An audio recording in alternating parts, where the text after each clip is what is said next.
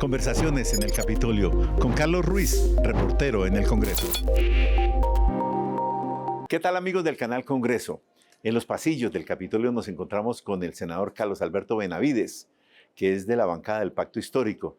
Él es antropólogo de la Universidad Nacional, tiene una maestría en sociología de la Universidad de la Sorbona de París, pero además tiene un doctorado en antropología de la Universidad Metropolitana de México. Como ustedes pueden ver, es un hombre con el que se puede hablar de lo social, de lo económico, de lo político y de todo lo que está pasando en el país. Comencemos con usted, doctor Benavides, agradeciendo que haya aceptado esta conversación aquí en el Capitolio. ¿Cómo está viendo la política? Pues muchísimas gracias en primer lugar por la invitación, muy a gusto de tener esta conversación. Yo creo que estamos en un momento clave de la política en Colombia en dos sentidos. Por el papel, por el momento en el que están las reformas, sobre todo la reforma pensional, a la expectativa de la reforma de la salud, todavía no ha arrancado la reforma laboral y fue aprobada la reforma estatutaria de educación. Creo que ese es un momento interesante en términos legislativos, pero también veo un momento muy interesante en términos de la dinámica política participativa, las movilizaciones, las marchas, las dinámicas regionales. Es muy importante para mí justamente que en este momento tanto la acción legislativa, la acción del gobierno en distintas regiones y también las distintas manifestaciones que se están desarrollando permitan generar un campo democrático. Eso es lo que esperamos desde el legislativo, desde la democracia participativa, desde las iniciativas de gobierno, que todo esto nos ayude a generar un campo democrático. Nosotros a eso le llamamos democracia en movimiento. Senador, el pasado domingo marcharon por las principales calles de las principales ciudades del país muchísimos colombianos expresando inconformidad con el gobierno del presidente Petro. ¿Eso mueve los cimientos del pacto histórico? ¿Mueve los cimientos de la gobernabilidad de Petro? ¿Qué efectos puede tener esta expresión popular? Tremendas marchas, ¿no? La de Medellín, sobre todo, una marcha muy numerosa, la de Bogotá, una marcha muy importante, en Bucaramanga también, y en las distintas ciudades capitales hubo expresiones en movilización. Para nosotros no es importante que se genere en este proceso de movilización, que haya una expresión de la oposición de esa manera, porque está en el campo democrático que denominaba antes.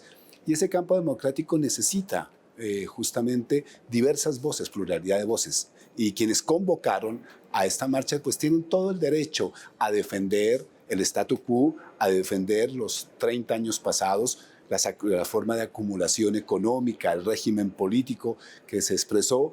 Pero para nosotros también, como lo expresamos y lo convocamos desde nuestro programa de gobierno y desde el inicio de la campaña que llevó al presidente Petro y a Francia Márquez a la presidencia y a ser la bancada mayoritaria del Congreso de la República, pues pensamos que es necesario un cambio, que no podemos mantener el statu quo, que los 30 años anteriores nos llevaron a ampliar brechas de desigualdad, a tener regiones rezagadas, a que la pobreza multidimensional subiera, a que la muerte de los niños, por ejemplo en La Guajira y Chocó, estuviera a la orden del día. Nosotros tenemos unos principios, unos valores que los expresamos también en nuestro programa y en el desarrollo del gobierno y de nuestras propuestas de reforma, porque las reformas justamente lo que buscan es restablecer el Estado Social de Derecho que se perdió. Lo que ocurrió entre el 92 y el 93 fue una contrarreforma a la Constitución que poco a poco hizo que estos derechos, la salud, la educación, las pensiones se fueran concentrando no en el manejo de la competencia del mercado, sino en unas pocas manos, en oligopolios después vinculados al rentismo. Ellos tienen todo el derecho a defender esa posición, como nosotros también ganamos con más de 11 millones de votos, tenemos el derecho a mantener un gobierno democráticamente elegido. Ahora, no solo fueron los que convocaron los que marcharon. Hubo pluralidad, digamos, ¿no? Marcharon médicos, sí, marcharon personas que están en las regiones con inconformidades, porque la gente tiene una expectativa muy importante frente a este gobierno y también le exige al gobierno pues, que esa expectativa se sienta en las regiones. Entonces tenemos por un lado la frustración de los que perdieron las elecciones y que quieren mantener el statu quo, ellos fueron los que convocaron, pero también las expectativas de mucha gente que espera mayor presencia, mayor vigor del gobierno. Para nosotros es muy importante que se den este tipo de manifestaciones en la democracia y esto solo se ha dado por primera vez hoy en Colombia, porque todos ellos pudieron devolverse tranquilos a sus casas, no los va a perseguir nadie, nadie los va a criminalizar, la policía no les quitó, no les disparó, etcétera, etcétera. Esto es por primera vez manifestaciones tan grandes, incluso con agresiones, porque llevaban a veces carteles del presidente, lo insultaban, dijeron fuera Petro, o lo que ocurrió en Medellín, por ejemplo, que llevaban carteles de los 22 senadores del Partido Liberal, del Partido de la U, que han apoyado las reformas y llevaban pues con un lenguaje muy agresivo. Pese a todo eso, que son formas de manifestación, que son repertorios de movilización, la contestación del Estado, del gobierno ha sido bienvenida a las movilizaciones, bienvenida a la oposición, bienvenida a la pluralidad de voces, siempre y cuando sea en democracia. Eso ha ocurrido por primera vez en Colombia y para mí lo que ocurrió el domingo es una demostración de que el cambio se está desarrollando. Pero, senador, para algunos ha sido lamentable la reacción del presidente Petro. Primero dijo que estaban marchando las élites. Después dijo que era una marcha promoviendo un golpe de Estado contra él, que lo sacaran del poder. Y después dijo, sí, podemos hablar, estamos dispuestos a escuchar, pero no abre la puerta para concertar un acuerdo nacional como es el que están proponiendo los opositores del presidente Petro y algunos seguidores del presidente Petro que quieren que haya un acuerdo nacional para gobernar el país y para sacar las reformas. Pues Carlos, mire, yo he sido testigo de algo distinto. Hablemos de los trinos del presidente. El trino principal del presidente, un trino bastante largo al final de la jornada, es un trino muy interesante, ¿no? Párrafo a párrafo. En primer lugar, es una valoración positiva. Dice, más de 250,000 personas marcharon. Eso es una valoración, no la minimizó, no dijo, ay, no hubo marcha, no salió marcha, no, más lo hicieron de una manera importante y democrática. Después analiza cada repertorio expresado. Hubo un repertorio con fuerza en Medellín, con mucha fuerza en Medellín, que justamente estaba pidiendo, en palabras de varios de los representantes y de la gente que ahí sí estuvo expresándose, pues una suerte de golpe de Estado, ¿no? Y lo decían, fuera Petro, y esa expresión es fuerte y además simbólicamente agresiva, se refirió a ella. En segundo lugar, se refirió frente a quienes quieren mantener el statu quo, la élite que convocó, está diciendo, ¿no? Y esa élite convoca y quiere mantenerla a través justamente de mantener el control de la salud, de la educación, de las pensiones en pocas manos. Él lo señala allí de una manera literal. Y también, por otro lado, lo dice, hay una expresión plural que está expresando un descontento y vuelvo a llamar al diálogo nacional. Este gobierno está con las puertas abiertas y nosotros lo vimos. Durante el primer periodo de gobierno estuvo con todas las puertas abiertas, el presidente conversó con todos los partidos, pero ¿qué ocurrió? Los partidos empezaron a exigirle que al gobierno e incluso a la bancada misma, pues que nosotros cediéramos en los principios por los que habíamos ganado. Entonces querían tener el control, que no hubiera reformas, y querían tener el control del Estado, ¿no? Si no nos dan tantos ministerios, si no nos hacen esto, sino prácticamente hacer que el gobierno no existiera. Y él pues obviamente dijo, no, aquí vamos a conversar, pero nosotros ganamos democráticamente. Miren, un diálogo no puede ser que nosotros cedamos en nuestros principios y en nuestro programa, sino un diálogo debe ser cómo nos ponemos de acuerdo en unos objetivos comunes. ¿Qué objetivos comunes propusimos y seguimos proponiendo? Cerremos las brechas de desigualdad, impulsemos la industrialización, generemos un proceso de reconversión productiva en Colombia, generemos un apoyo a la vida campesina y al campo, miremos qué hacemos con la seguridad y la justicia social. Frente a esos objetivos comunes, hablemos, pero no se refieren a esos objetivos comunes, sino a mantener el statu quo, a mantener lo que ha estado siendo lo vigente en la política colombiana durante los 30 años y quieren que entonces que simplemente el gobierno ceda, ¿no? Ceda sin más y después de eso con una serie pues, de ataques mediáticos, de retrocesos en términos de legislativo. Aquí ustedes han visto cómo justamente intentan volver lento absolutamente todo porque no tienen argumentos, que lo único que les queda es volver más lento el proceso de las reformas o si no, abusar de dinámicas jurídicas como lo vimos el año pasado. El doctor Carlos Alberto Benavides es senador de la República en la bancada del Pacto Histórico. Él llegó a ocupar la curul que ocupaba antes Gustavo Bolívar, que renunció para ser candidato a la alcaldía de Bogotá y que hoy en día el señor Bolívar es director de Prosperidad Social. El doctor Benavides coordinó la Comisión Parlamentaria para el Plan Nacional de Desarrollo del gobierno del presidente Petro, que es el marco en el cual se está moviendo la acción de gobierno en lo económico y en lo social. Pero, senador Benavides, la ejecución ha sido muy baja. Las críticas que se hacen es que el presidente tiene la plata, tiene el marco legal, pero no mete la plata en obras. ¿Por qué? Miremos eso, ¿no? Nosotros el año pasado, que es el año pues, que tenemos para medir realmente, si lo comparamos con los primeros años de los gobiernos, desde el primer gobierno del presidente Uribe hasta el gobierno del presidente Duque, realmente la ejecución nuestra está exactamente en la misma proporción que todos esos gobiernos, ¿no? Al final del año. Este es el primer año en donde nosotros tenemos plan de desarrollo, porque hasta el año pasado, hasta la mitad del año, teníamos el plan de desarrollo anterior y un presupuesto. ¿Qué está ocurriendo? Nosotros sí tenemos un énfasis muy importante en las regiones en las que ha habido una presencia diferencial del Estado. Le voy a poner un ejemplo. Los 11 municipios de Nariño, de mi tierra, 11 municipios del Pacífico de Nariño, han recibido 19.000 millones en un proyecto, digamos, desarrollado por el Ministerio de Cultura, 19.000 millones para esos 11 municipios. Antes, para los 64 municipios de Nariño, hubo 17.000 millones. La inversión en agricultura en Córdoba, la inversión que está haciendo el Ministerio de Minas y Energía en el Bajo Cauca, en La Mojana, la dinámica de inversión muy importante que está haciendo el Ministerio de Medio Ambiente en Caquetá.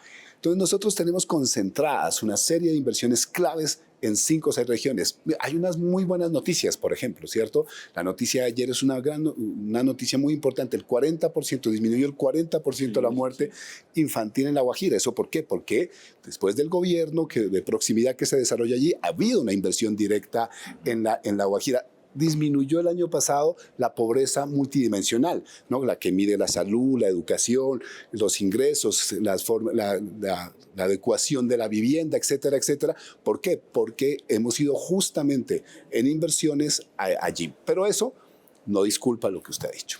Realmente tenemos un problema de inversión en términos de ejecución que yo lo caracterizo de 2 formas. Uno, por las curvas de aprendizaje de los funcionarios, que tiene que ver, nosotros hemos llegado con una nueva dinámica. Nuestro plan de desarrollo no es un plan de desarrollo sectorial, ¿no? O sea, no es un plan que dice capítulo educación, capítulo salud, capítulo vivienda, sino que es un plan de desarrollo que busca transformadores. El primer transformador es seguridad humana y justicia social. Ya hay inversiones para vivienda, para infraestructura, para educación, para salud. Es una noción integral. El segundo tiene que ver con la convergencia regional. Hombre, es que no le vamos a dar allá un puestico de salud a usted, una escuela acá, así como cositas que después terminan siendo elefantes blancos, o ni siquiera eso, sino que hemos dicho las formas de inversión tienen que tener unas relaciones de presupuestos estratégicos en inversiones estratégicas que necesitan un proceso de planeación. Eso, obviamente, adecuar eso ha sido toda una dinámica de planeación que nosotros esperamos que a partir justo de este mes de abril empiece a desarrollarse y vamos a virar, podemos conversarlo a finales de mayo, principios de junio, si esa planeación estratégica en términos de convergencia regional empieza a dar resultados. Después, tenemos dinámicas de planeación alrededor del ordenamiento territorial alrededor del agua o el derecho humano a la alimentación o la reconversión productiva, que tiene que ver con algo muy, muy importante, que el campo en Colombia, que la capacidad productiva agraria en Colombia empiece nuevamente a levantarse. Es que después de 30 años de que quedó en nada. Y si ustedes miran, el año pasado, el repunte económico, ¿a qué se debió? A la fuerza del campo. Este año, ¿en dónde debemos invertir? En procesos de reindustrialización. Pero para eso necesitamos también el favor, necesitamos el acompañamiento de los empresarios. Entonces, estamos en esa dinámica. Pero por otro lado, la Ley 80. Y la Ley 80 implica un proceso. Miren, nosotros tenemos en mi tierra, en Cauca, entre Cauca y Nariño, un derrumbe en enero del año pasado. Para lograr reconstituir ese derrumbe, prácticamente el gobierno tardó 1 año. Y de ese año, como 7 meses en la licitación, en la preparación. No se puede hacer de otra manera, porque lastimosamente la posibilidad de ejecución del Estado está tercerizada. Sí. Es parte del modelo neoliberal. Y por otro lado, hay que decirlo, pues también tenemos funcionarios, yo no quiero decir contrarios, pero sí que tienen una inercia, ¿no? O sea, que vienen de gobiernos anteriores y tienen una inercia institucional. Claro. Si combinas eso, yo entiendo su pregunta. Claro, pero es que sobre el tema del aprendizaje, yo recuerdo que pues ese es un asunto que se viene discutiendo desde hace muchos años. El expresidente Alfonso López Miquelsen decía, tenemos derecho al chamboneo para hablar de los funcionarios que estaban comenzando la administración pública. ¿Diría usted lo mismo, que Petro tiene derecho al chamboneo? No, lo que pasa es que este no es un plan de desarrollo más. Lo que está naciendo es una nueva época, una nueva forma de concepción. ¿Y qué pasa cuando hay nuevas formas de concepción? Que lo nuevo pues se va abriendo camino con lentitud y lo viejo se empecina en no dejarlo. Y esa es la situación que vivimos. Lo nuevo intentando que amanezca y lo viejo buscando que la noche sea más profunda. Bueno, volviendo a las manifestaciones callejeras, se escuchaba mucho que con la reforma pensional estaban metiéndole la mano al bolsillo a los ahorros pensionales. Algunos hablaron del robo de las pensiones de los colombianos con ese proyecto de reforma pensional que está en el Senado de la República. Usted, como senador de la bancada del Pacto Histórico, ¿qué le responde a quienes dicen que esa reforma pensional no le va a servir a los trabajadores que realmente tienen bajos ingresos? Pues sí, nosotros justamente hemos propuesto esta reforma pensional para que 3,5 millones de personas en Colombia que no tienen posibilidad de pensión. Le cuento, mi mamá, ¿cierto? Una campesina, no tuvo derecho a pensión, nunca tuvo, ni siquiera se imaginó la posibilidad de una pensión. Y como ella, 3,5 millones. Más de 4 millones de colombianos que cotizan, seguramente muchos de los que están aquí grabándonos, que cotizan, pero que el momento ya que cumplen la edad y demás, pues no van a tener la pensión, ¿cierto? Entonces, el diseñar un sistema de pilares, ¿no? Un pilar solidario, un semi-contributivo, no contributivo, justamente está pensando en esa realidad, en quienes trabajan, porque es que esos 3 millones, que pueden llegar a ser muchos más si uno ve en términos de vida campesina y economía popular, que trabajan, que generan riqueza real en este país, pero después, cuando llega su vejez, no pueden tener una vejez digna. Entonces le decimos, es necesario un pilar solidario. Pero también las personas que cotizan y demás y no tienen, pues tienen que tener una posibilidad de apoyo real y concreto para que tengan una pensión digna, y nadie va a quitarle al pilar contributivo nada, en términos de que eso, porque han dicho que vamos a ampliar la edad, que vamos a generar unas nuevas reglas. No, las personas van a poder elegir eso, pero para poder hacer esos pilares necesitamos una serie de garantías. Por ejemplo, el umbral. Toda una discusión si el umbral debía ser 1.5, un umbral 1.5 nos dejaba en la misma situación pasada. Nosotros buscábamos un umbral de 4 inicialmente, de 3, ¿no? En la última negociación que se hizo con el Partido Liberal y quienes nos acompañan del Partido de la U quedó en 2.3. ¿Eso qué permite, ese umbral? Estrecho como quedó, de 2.3 salarios mínimos, nos permite tener un nivel de ahorro. ¿Para qué? Para que sea viable el cambio pensional, ¿no? La reforma pensional en términos de su viabilidad financiera. El ahorro es fundamental y eso también permite un proceso de redistribución en esos pilares. Lo segundo, el fondo. Nosotros necesitamos un fondo público robustecido porque está lo que aportas tú, pero también lo que aporta la nación. No podemos seguir teniendo unos subsidios solo dirigidos como al señor expresidente, que más o menos estaba, pese a que criticó la reforma, recibía 2,000 millones de subsidios, ¿no? O sea, ¿Está hablando de Pacho Santos? Estoy hablando del señor expresidente. Creo que los colombianos lo volvieron famoso por la forma como señaló incluso a sus propios excompañeros de trabajo. Increíble, ¿no? O sea, eso habla de los valores realmente. Y por otro lado, estamos hablando de la transición. Mire, sobre la transición lo que se ha dicho, que la reforma pensional va a ser utilizada por el presidente Petro para una supuesta asamblea constituyente. Sí. Ya voy a referirme más tarde a ello. Pero no, la transición va a ser en el 2026.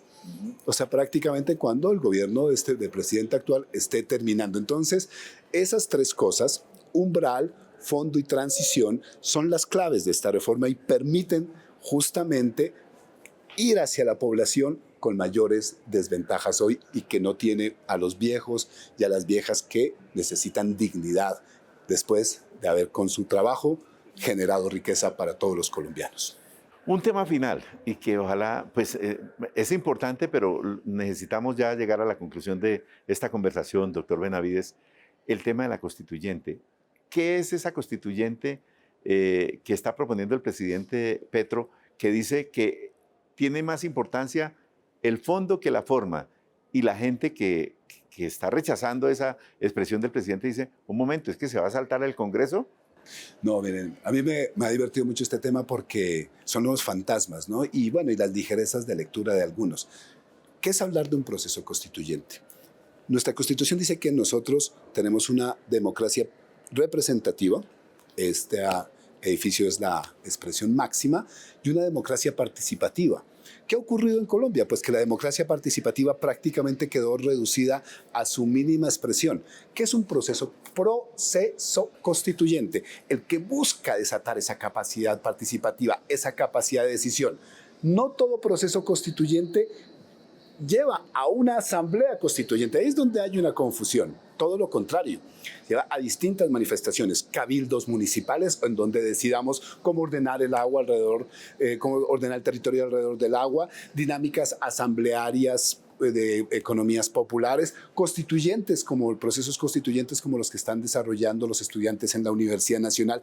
En fin, es buscar justamente creer en el pueblo, creer en usted, creer en mí, en la gente que nos rodea y decir, oiga, tenemos capacidad de decisión, podemos generar una forma de discusión política, elevar nuestra cultura política, generando una democracia y movilización. No es llevar necesariamente a una asamblea constituyente, aunque hay que decirlo, a diferencia de la Constitución del 86, esta Constitución, la nuestra, sí establece un mecanismo para una asamblea constituyente que es justamente que pasa por el Congreso. Por eso es que me parece que esto que no, con esto van a financiar la asamblea constituyente, son simplemente generar unos miedos, que va a haber un golpe al Congreso. Todo lo contrario.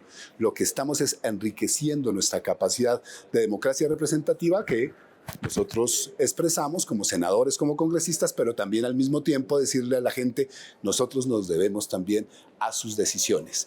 Nosotros, para decirlo así, en una expresión coloquial del movimiento social, mandamos obedeciendo, pero esa expresión del pueblo, esa movilización del pueblo es fundamental. Por eso llamamos a asambleas populares por el proceso constituyente en cada municipio, en cada asociación, en cada junta de acción comunal. ¿Para qué? Exista un proceso de cultura política en donde el pueblo decida. Muy bien, senador. Muchísimas gracias, el senador Carlos Alberto Benavides, por estar aquí en estas conversaciones en el Capitolio, en el Canal Congreso. Muchísimas gracias, Carlos. Ha sido un placer. Y a ustedes, muchas gracias por la sintonía. Continúen ustedes viendo Canal Congreso.